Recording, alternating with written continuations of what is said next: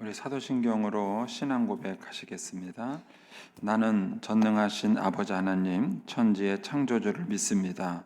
나는 그의 유일하신 아들 우리 주 예수 그리스도를 믿습니다. 그는 성령으로 잉태되어 동정녀 마리아에게서 나시고 본디오 빌라도에게 고난을 받아 십자가에 못 박혀 죽으시고 장사된 지 사흘 만에 죽은 자 가운데서 다시 살아나셨으며 하늘에 오르시어 전능하신 아버지 하나님 우편에 앉아 계시다가 거기로부터 살아있는 자와 죽은 자를 심판하러 오십니다. 나는 성령을 믿으며 거룩한 공교회와 성도의 교제와 죄를 용서받는 것과 몸의 부활과 영생을 믿습니다. 아멘. 우리 찬송가 380장 찬송입니다. 380장입니다.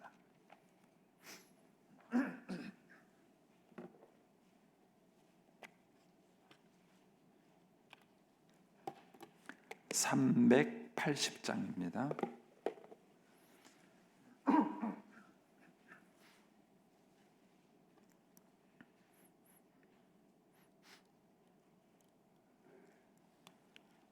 (380장입니다) 나의 생명 되신 주 주님 앞에 나아갑니다. 주의 흘린 보혈로 정케 하사 받아주소서. 날마다 주를 찬송하겠네. 주의 사랑 줄로서 나를 굳게 잡아 매소서. 괴로운 세상 지날 때 나를 인도하여 주소서. 주를 믿고 나가면 나의 길을 잃지 않겠네. 날마다 주를 찬송하겠네. 주의 사랑 줄로서 나를 굳게 잡아 매소서. 세상 살아갈 때에 주를 더욱 사랑합니다. 밝고 빛난 천국에 나의 영혼 들어가겠네. 날마다 주를 찬송하겠네. 주의 사랑 줄로서 나를 굳게 잡아 매소서.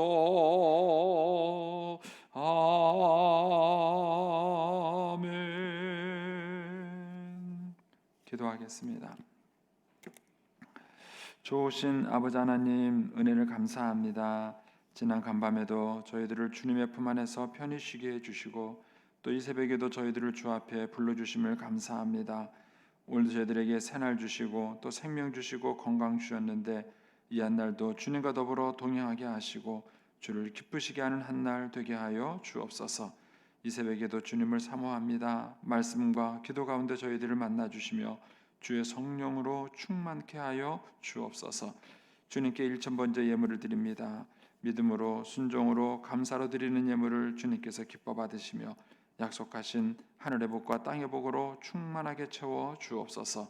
주의 은혜로 종의 가정들을 형통케 해주시고 그 자녀들을 축복하여 주옵소서. 예수님의 이름으로 축복하며 기도하옵나이다. 아멘. 오늘 아침 말씀은 베드로전서 2장 11절에서 25절까지 말씀입니다.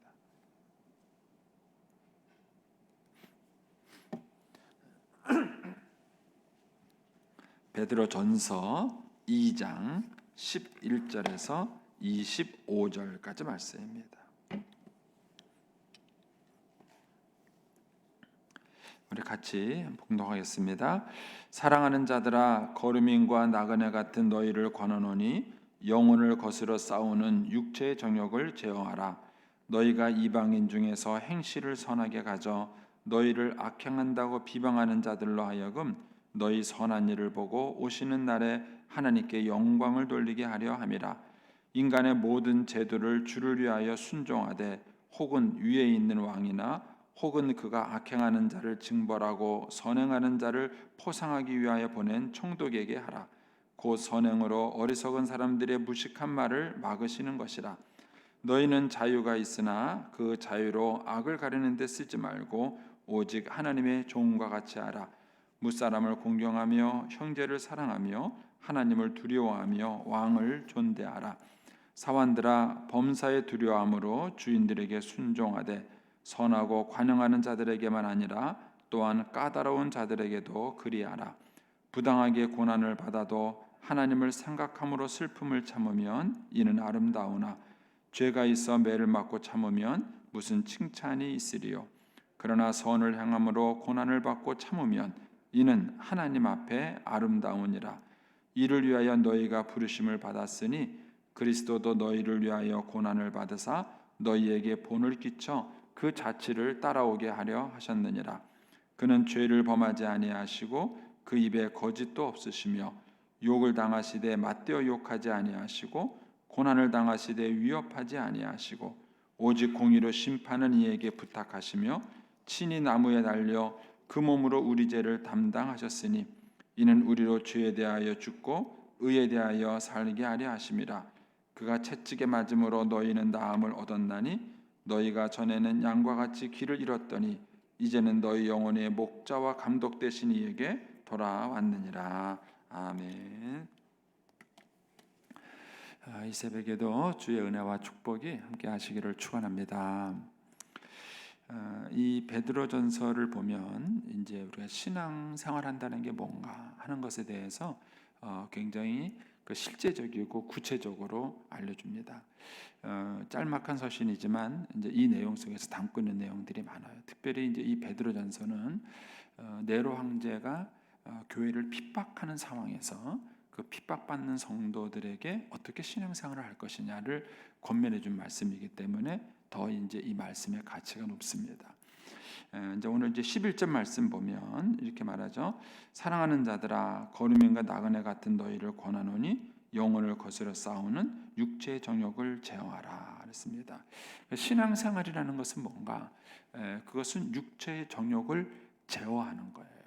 이 얘기는 참 많은 것을 담고 있습니다. 신자에게 육체의 정욕이 없느냐? 있다는 거예요. 있으니까 제어하라는 거예요. 만약에 없으면은 그 제어하라, 통제하라 그런 말을 할 필요가 없죠. 근데 신자들에게도 똑같은 거예요. 거듭난 신자들에게도 육체의 정욕이 있습니다. 기도하는 사람에게도 육체의 정욕이 있습니다. 신앙생활을 오래 한 연수에 있는 사람에게도 육체의 정욕이 있습니다. 우리가 신앙생활을 잘못 착각하면 예수 믿는 사람들에게는 육체의 정욕이 없는 줄 알아요. 그렇지 않아요? 예수 믿는 사람들도 똑같이 돈에 대한 욕심이 있고 욕정이 있고 또 감정적 분노가 있고 그런 육체의 정욕이 다 있는 거예요. 그러면 신앙이라는 것은 뭐냐? 그 육체의 정욕이 있는데 그것을 제어하는 거예요. 그게 신앙생활이에요. 그래서 그거를 얼마나 잘 제어할 수 있느냐. 그러니까 이제 기도하는 사람과 기도하지 않는 사람의 차이가 뭐냐? 육체의 정욕을 얼마나 잘 제어하느냐의 차이예요. 기도 안 하는 사람은 자기 힘만을 가지고 하려니까 잘 안 되는 거죠. 근데 반면에 기도하는 사람은 뭐죠? 하나님의 능력을 의지하니까 육체의 정욕을 잘 제어해야 되는 거예요. 그래서 신앙이라는 것은 육체의 정욕을 제어해야 돼요. 그 이유가 뭐냐면은 그 앞에 그런 수식어가 있죠. 영혼을 거스러 싸우는 그런 겁니다. 그 육체의 정욕을 제어하지 않으면은 그 육체의 정욕은 영혼을 거스려요. 그러니까 신앙생활을 반대하게 하는 것이죠. 그래서 이것을 제어하지 않으면은 신앙생활을 제대로 하기가 어려워요. 그런데다가 이제 그 앞에 또 재미있는 표현이 있죠. 거류민과 나그네 같은 너희를 권한다 그런 것입니다. 여러분 우리가 육체의 정욕을 제어하지 않으면 나중에 삶에서 후회해요. 사람이 먹고 싶은 대로 하고 싶은 대로 자기 성질대로 자기 다 살면요 인생의 막판에 가서 후회합니다. 내가 왜 그렇게 살았나. 후회하지 않는 사람이 없어요. 다 후회하는 거예요. 그래서 나그네 같은 인생, 거류민 같은 인생, 그런 인생길을 살아가면서 후회하지 않는 길은 뭐냐? 그게 육체의 정욕을 제어하는 거예요. 그래서 우리가 신앙생활을 잘하게 되면 삶을 후회하지 않아요.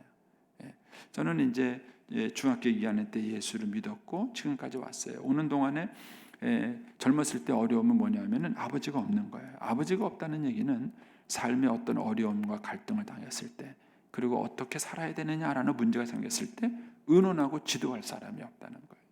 제가 이제 저희 아들이 아주 친한 친구가 있었는데 그 친한 친구가 이제 얼마 전에 지난주에 죽었어요. 그러니까 뇌종양으로 죽어서 이제 저희 아들이 이제 그 집에 가서 거의 이제 상주 노릇을 한 거예요. 가가지고 이제 3일 동안 있으면서 상주 다 하고, 그 다음에 이제 영정 사진도 자기가 들고 이제 마지막 장을 다 치는 거예요. 그런데 이제 이제 갔다 오고 난 다음에 이제 마음이 답답한 거죠. 여러 가지로 자기가 이제 정말 그 친한 친구였는데, 그리고 이제 그 친구로 간호하다가 어머님이 또 먼저 돌아가셨어요. 그 어머님이 이제 그 암이 생겨서 어머니 먼저 돌아가시고, 그 다음에 이제 그 친구가 죽고, 그러니까 이제 그 친구 아버님은 여동생 그 딸이 남은 거예요. 그런데 이제 그런 과정을 자기 옆에서 막 지켜보면서 여러 가지 생각이 있었던 거예요. 그래갖고 이제 저한테 전화가 왔어요. 와가지고 이제 오랜 시간 얘기를 했어요. 자기 얘기도 하고 저도 얘기도 해주고 막 이제 오랜 시간 얘기를 했었어요. 근데 저는 그런 아버지가 없었어요. 제가 잘한다는 게 아니에요. 잘한다는 게 아니라 그런 뭐 어려울 때 이렇게 찾아가서 의논하고 얘기하고 마음을 터놓고 할 만한 사람 자체가 없었어요. 그러니까 그런 것들이 이제 젊은 시절에 사실 많이 힘든 어려움이 됐던 것이죠. 그런데 이제 그런 분이 있다면 우리가 이런 상황 속에서 어떻게 살아야 할 것인가를 가르쳐 줄 수 있어요. 근데 이제 이 나그네 같은 인생, 거류민 같은 그 인생, 그런 인생을 살아갈 때 후회하지 않는 게 그거예요. 저는 이제 그때 그런 시절에 예수를 믿었어요. 예수를 믿고 아무것도 몰랐어요. 그냥 성경에서 시키는 대로 순종하고 살려고 애를 썼었어요. 근데 세월이 지나서 지금 이렇게 뒤를 돌아보니까 그렇게 젊었을 때 의논하고 얘기할 만한 아버지는 없었지만은 말씀대로 사는 것이 결국은 후회하지 않게 만든 거예요. 내가 그때 하느님 말씀대로 살기를 정말 잘했다. 그것이 그냥 뭐 꼭 신앙인 안 신앙인을 떠나서 그냥 인생을 놓고 보더라도요 후회스럽지가 않은 거예요. 그래서 이 신앙이라는 것은 뭐냐, 나그네 같은 인생길, 거류병 같은 그런 인생길에서 자기 하고 싶은 대로 사는 게 인생이 아니에요. 그것은 영혼을 거스릴 뿐이에요.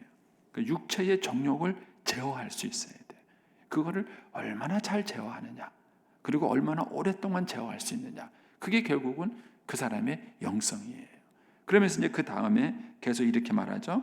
너희는 이방인 중에서 행실을 선하게 가져라, 이렇게 말을 해요. 참 이게 중요해요. 저는 요즘 코로나를 보면서 오늘 말씀이 정말 중요해요. 보면 그렇게 너희는 이방인이 뭐죠? 믿지 않는 사람들, 불신자들을 말하는 거예요. 그런 불신자들 사이에서 행실을 선하게 가져라. 그 이유가 뭐냐? 너희를 악행하다고 비방하는 자들이 있는 거예요. 저는 신자들을 향해서 그래요. 요즘 코로나 때문에 보면은요, 교회만큼 정부 정책에 잘 협조하는 데가 어디 있어요? 그런데 걸핏하면 교회를 비난해요. 그리고 무슨 뭐 코로나가 무슨 교회가 무슨 확산의 무슨 진원지인 것처럼 막 그런 식으로 막 화가 나요. 그러면요. 그런데 그런 사람들은 늘 뭐냐면은요, 교회가 악행한다고 비방해요. 네 네로 황제 시대 때 사람들이 핍박받은 게 그거예요. 불은 뭐 아직까지 역사적으로 정확하지는 않지만 대다수의 학자들은요, 네로 황제가 불을 질렀다고 얘기를 하는 거예요. 그런데 정작 그 책임은 예수 믿는 사람들에게 전가시켰어요. 그래서 예수 믿는 사람들이 거기에 대한 피해를 보는 것이죠. 그러니까는 세상 사람들은 늘 예수 믿는 사람들을 악행한다 하고 그들을 비방해요. 근데 이 비방에 대해서 우리가 맞서는 방법이 뭐냐? 그들을 맞서는 방법이 뭐냐? 같이 투쟁하는 게 아니라는 거예요.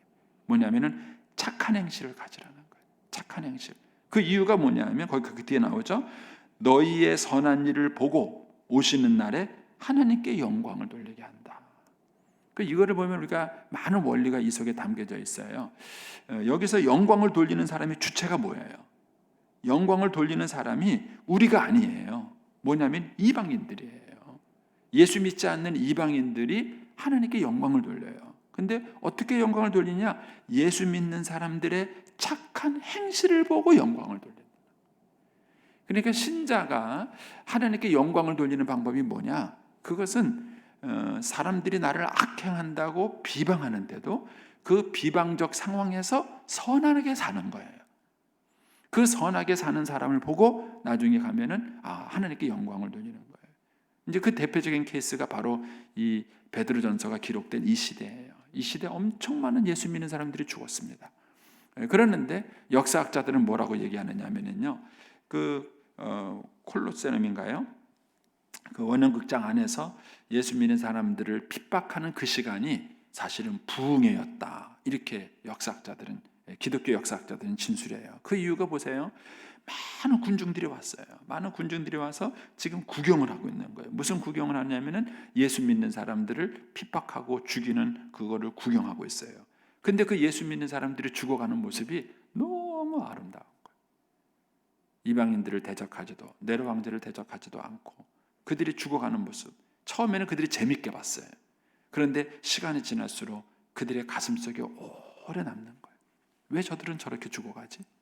어떻게 저렇게 죽을 수 있을까? 이것이 그들에게는 계속 의문점이 된 거예요. 그것이 밑뿌리가 돼가지고 313년에 이 로마가 뒤집어지고 로마를 기독교 국가로 만드는데 결정적인 역할을 한 거예요. 그러니까는 저는 이런 생각이 드는 거예요. 오늘날 우리가 코로나 때문에 기독교가 많은 비난과 오해를 받아요. 저는 언론도 문제라고 생각이 돼요. 너무 표현하는 것 자체가 굉장히 왜곡되고 한쪽으로 치우친 그런 언론 보도를 참 많이 해요. 그런데 우리가 그런 일을 당했을 때에 우리가 그 속에서 착한 행실을 갖는 거예요. 저는 이제 참 감사한 게 우리 교인들이 그런 마음이 있는 거예요. 제가 이제 교인들을 만나면 그래요. 목사님 뉴스 왜 그러나 모르겠어요. 우리 교회는 잘하고 있는데 하는데 그런 거예요. 우리 교회는 잘하고 있는데 그 사람들이 왜 그렇게 말을 하는지 모르겠다고. 그러니까 그들의 듣는 것과 현실이 다른 것을 그들이 알았을 때에 나중에 가서야 그들이 정말 그 착한 행실을 보고는 정말 하나님께 영광을 돌리는 거예요. 여러분 이 원리를 여러 가지 생각해 보세요. 여러분 예수 믿지 않는 남편이 예수 믿는 아내를 보고 하나님께 영광을 돌릴 수 있을까?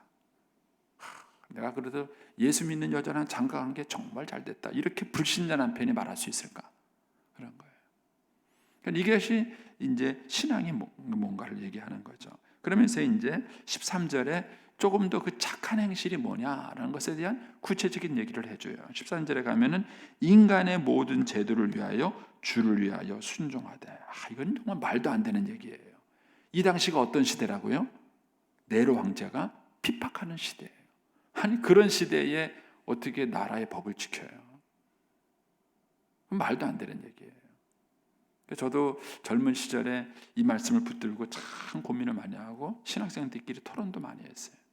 정부가 불법할 때 투쟁을 해야 될 것이냐, 순종을 하는 게 맞느냐, 이런 문제를 가지고 사실 이제 이 문제 갖고 토론해도 신학적으로 한참 말 많은 문제들이에요. 먼저 그런 복잡한 얘기는 또 나중으로 지향을 하고요. 어쨌든 오늘 말씀 속에서 이렇게 말하는 거예요. 인간의 모든 제도를 누구를 위하여? 주를 위하여. 법이 무서워서가 아니에요. 벌금이 무서워서가 아니에요. 주를 위하여. 그것을 순종하. 쉽게 말하면 예수 믿는 사람들이 법을 잘 지켜야 돼요. 준법 정신을 살아가야 돼요. 그것이 뭐냐면은 하나님께 영광 돌리는 거. 자, 그 밑에 보면 이렇게 나와요. 13절부터 보시면 인간의 모든 제도를 주를 위하여 순종하는데 혹은 하고 예를 드는 거예요. 순종에 예를 드는 거예요. 혹은 위에 있는 왕이나 혹은 그가 악행하는 자를 징벌하고 선행하는 자를 포성하기 위하여 보낸 총독에게 하라. 그러니까 누구한테 이 당시는 준법이 있는 거죠. 요즘은 이제 법치주의 국가지만은 예전에는 왕정주의 국가잖아요. 그러니까 이제 그 시대에는 뭐죠? 왕이나 총독에게 순종하라 이거예요. 그러면서 15절에 그걸 뭐라고 말하냐면은 곧 선행으로 어리석은 자들의 무식한 말을 막기 위한 것이다. 그러면 선행이라는 게 뭐예요? 여기서 15절에 말하는 선행이 바로 13절에 인간의 모든 제도를 주를 위하여 순종하는 거예요. 그게 선행이에요. 예수 믿는 사람들이 말하는 선행이라는 것은요, 예수 믿지 않은 사람들이 생각하는 선행하고 약간 개념이 달라요. 단순히 그냥 무슨 뭐 누구에게 뭘 베풀고 좋은 것을 주고 그런 게 선한 게 아니에요. 하나님을 위하여 부당하지만 하는 게, 그게 선행이에요. 그래서 여기서 그 선행을 할 때 예수 믿지 않은 사람들을 뭐라고 표현했냐면은 15절에 어리석고 무식한 말을 하는 사람들이에요. 제가 요즘 보니까 그런 거예요. 교회를 비난하는 사람들 보면은 저 사람 성경이나 제대로 본 사람인가? 진짜 뭐 무식한 얘기를 저렇게 하냐? 대체 뭐 교회를 다녀보거나 저런 얘기하냐? 뭐 이런 생각이 드는 거예요. 그냥 누가 뭐 실수한 것만 딱 보고 그냥 그 실수한 걸 딱 잡으면 그냥 그것만 막 떠버릴 줄 알지. 그게 도대체 얼마나 객관적이고 이런 것인지 뭐 제대로 알지도 못하면서 그 얘기를 하는 거예요. 근데 그런 걸 보면은 정말 그 사람들은 어리석고 무식한 사람들이에요. 근데 그 사람들의 말을 막는 게 뭐냐? 그 틀렸다. 이걸 말을 막는 게 뭐냐? 논쟁이 아니에요. 논쟁이 아니고 싸우는 게 아니에요. 여러분 그런 사람들하고 아무리 논쟁해봤자 얘기가 안 돼요. 왜냐하면 그 사람들은 처음부터 마음이 삐뚤어진 사람들이에요.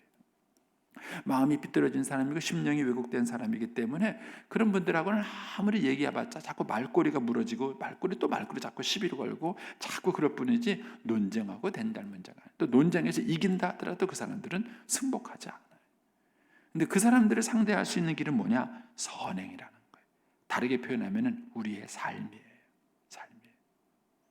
그러니까는 핍박받는 시대에, 부당한 시대에 우리가 그 사람들을 설득할 수 있고 그 사람들의 여러 가지 말도 안 되는 논쟁들을 이길 수 있고 그 사람들의 입을 막고서 할 말이 없게 만드는 것은 뭐냐? 똑바로 살아라 그거예요. 똑바로 살아라.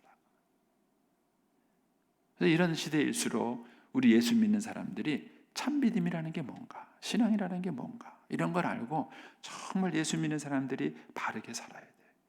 근데 그럴 때 그 사람들이 나중에는 할 말을 잊어버리는 거예요. 왜냐하면 자기들이 한 모든 말들이 비방이라는 것을 나중에는 그들이 알게 되는 거예요. 자연스럽게 그게 드러나게 되는 것이죠. 그러면서 이제 16절 이하에 계속해서 그렇게 권면하죠. 너희는 자유가 있으나 그 자유로 악을 가르는 데 쓰지 말고 오직 하나님의 종과 같이 하라. 사실 예수 믿는 사람들은 자유로워요. 그런데 그 자유가 있지만 그 자유를 가지고 네 마음대로 살아라 그게 아니라는 거예요. 오히려 그 자유를 가지고 있는 권리를 가지고 우리 예수 믿는 사람들이 잘못해서 그런 게 아니에요. 또 뭐가 모자라서 그런 게 아니에요. 우리가 얼마든지 그렇게 할 수 있어요. 근데 그럼에도 불구하고 우리가 그 자유를 다 쓰지 않는 것뿐이에요. 그리고 그 자유를 가지고 오히려 하나님의 종처럼 사람들을 섬기는 데 쓰는 거예요. 그래서 이 세상에서는요, 똑똑하게 자기 주장 잘하고 자기 할 말 잘하고 자기 권리 다 찾아먹는 사람을 세상에서는 똑똑하다 그래요. 능력 있다 그래요. 성경에서는 그런 사람을 똑똑하다고 말하지 않아요. 자기 권리, 자기 주장, 자기 능력이 다 있음에도 불구하고 주를 위하여 참을 수 있고 때로는 희생할 수 있고 때로는 손해보기도 하고 양보할 수 있는 그런 사람, 주를 위해서 기꺼이 자기의 자유를 스스로 제한할 수 있는 사람, 그런 사람이 성경에서는 진짜 자유인이다 이렇게 얘기를 하는 거예요. 이것이 참 신앙의 모습이다 라는 얘기를 하는 겁니다.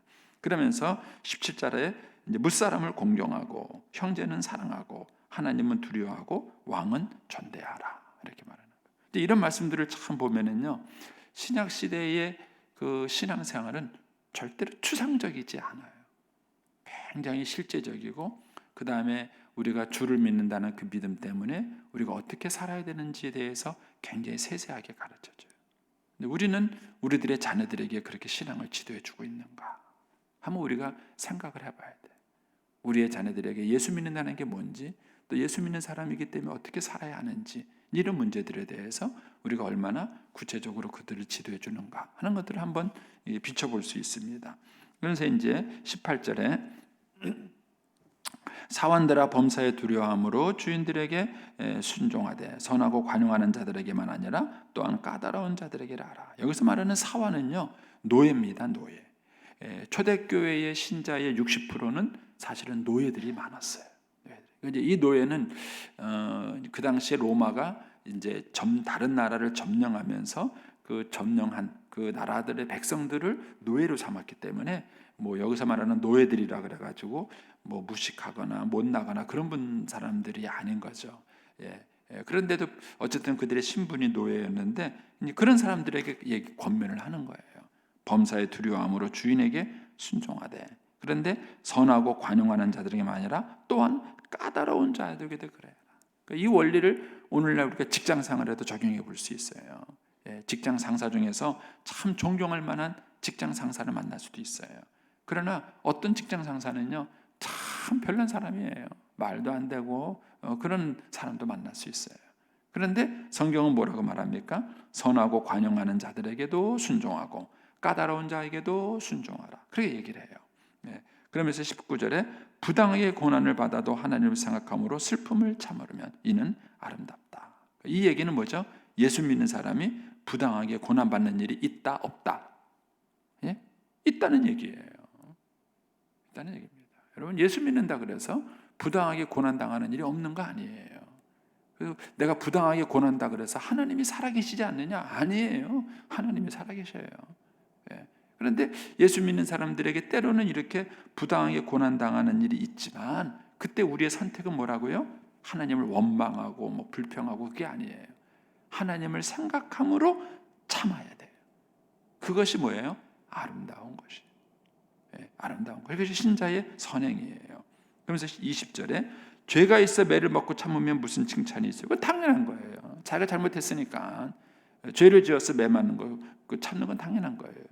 그러나 선을 행함으로 고난받고 참으면 이는 하나님 앞에 아름답다 이거예요. 이 얘기는 선을 행하고 고난받는 일이 있다 없다? 있다는 얘기예요. 있다는 얘기예요. 그래서 예수 믿는 사람들이 믿음으로 살고 착하게 살고 바르게 살았는데도 불구하고 억울하고 힘든 일을 당하고 그런 일이 있을 수 있어요. 그래서 그런 일이 생긴다 그래서 하나님이 나를 사랑하지 않거나 하나님 나를 버리신 게 아니에요. 그런 상황과 이권 가운데 있게 하신 하나님의 뜻이 있는 거예요. 하나님의 뜻이 있는 것이죠. 그런 상황을 오히려 우리가 견디는 것이 선행이다 이렇게 말합니다. 그러면서 21절에 이것 때문에 너희가 부르심을 받았다. 예수 믿는 사람들이 왜 부름받고 구원받았느냐? 이것 때문에 받았다는 거예요. 여러분, 이것을 잘못 착각해서 예수 믿는 사람들은 무슨 바보 멍충이가 돼가지고 자기 권리도 알 줄 모르고 뭐 이런 무능한 사람으로 예수 믿는 사람들을 보시면 안 돼요. 이 사람들은 소극적 행위가 아니라 그것이 적극적 행위예요. 그래서 이제 그 밑에 예가 나오는 거죠. 21절에 이를 위하여 너희가 부르심을 받았으니 그리스도도 너희를 위하여 고난을 받으사 너희에게 본을 끼쳐 그 자취를 따라오게 하셨느니라. 그러니까는 건강한 고난을 감당하는 게 뭔지는 예수님을 깊이 묵상하면 알아요. 예수님은 고난을 당하셨어요. 그러나 고난 때문에 그의 인격이 무너지거나 삶이 무너지지 않으셨어요. 예수님은 늘 사람들 앞에서 당당하셨어요. 빌라도 앞에서도 당당하고 대제사장들 앞에서 당당하시고. 근데 그러면서도 겉으로는요 참 무능력한 사람처럼 그렇게 묵묵하게 고난을 당하셨어요. 진정하게 우리가 고난 속에서 신앙생활하는 모습이 뭔가는 이런 예수님을 깊이 묵상하면서 우리가 알 수 있어요. 그러면서 이제 거기서 좋은 원리가 나오죠. 21절에 이를 위해 너희가 부르심을 받았으니 그리스도도 너희를 위해 고난을 받아서 너희에게 본을 끼쳤다. 먼저 본을 보여주셨고 그 자취를 따라오게 하셨다. 이런 거예요. 그래서 제가 이제 내년에 설교하겠지만은 제일 좋은 학습 교재는 뭐냐? 부모예요, 부모. 그 자녀들이 고난 받을 때, 억울한 일을 당할 때 어떻게 해야 되지? 그때 우리 아이들이 부모를 떠올리는 거예요. 아, 그때 우리 부모님이, 우리 엄마가, 우리 아빠가 이렇게 하셨는데, 이렇게 말씀하셨는데. 이 코로나19 상황 속에서 우리 예수 믿는 사람들이 어떻게 하는지는 우리 자녀들이 지켜볼 거예요. 이런 상황 속에서 우리 엄마 아빠들이 어떻게 신앙생활하는가, 어떻게 해야 되는가. 게을르게 하는 것도 하나님의 뜻이 아니고, 그렇다고 해서 뭐 이런 상황에서 무작정 지럽지 못하게 반응하는 것도 하나님의 뜻이 아니에요. 어떻게 신앙생활할까? 우리 아이들이 그걸 보는 거예요. 어떤 갈등 상황과 고난이 왔을 때 그때 우리 부모님들은 어떻게 대처했는가? 그러니까 주님은 이제 그것을 먼저 우리에게 보여주시고 자취를 따라오게 한 것이죠. 그러면서 이제 그 예, 베드로가 묵상한 예가 22절에 나와요.